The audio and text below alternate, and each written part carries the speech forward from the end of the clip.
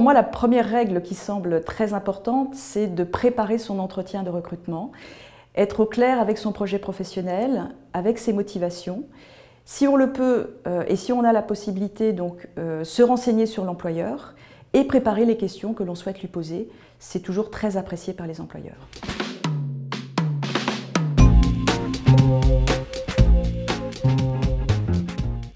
Je dirais que toutes les questions pièges seraient celles finalement qui sont en lien avec des informations personnelles que le candidat n'a pas à livrer. D'ailleurs, ces questions sont interdites par la loi. Toutes les questions lors de l'entretien doivent faire référence à l'obtention et à la validation des compétences nécessaires pour tenir le poste.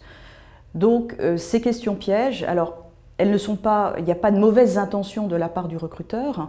Souvent, il y a une demande qui est derrière ces questions pièges, une demande certainement de réassurance sur un certain nombre de caractéristiques du poste.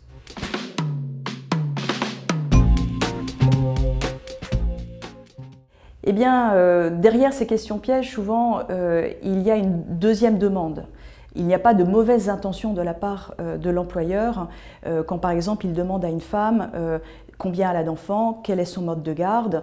C'est moins la première information qui l'intéresse que finalement la disponibilité de la candidate pour certains horaires ou pour des déplacements professionnels. Donc la meilleure façon de répondre à cette question, c'est déjà de ne pas y répondre et de demander au recruteur si effectivement il souhaite avoir des informations sur sa disponibilité et son engagement. Et si effectivement c'est le cas, et ce sera toujours le cas, eh bien c'est de répondre directement à cette question, donc sur la disponibilité et sur les déplacements professionnels.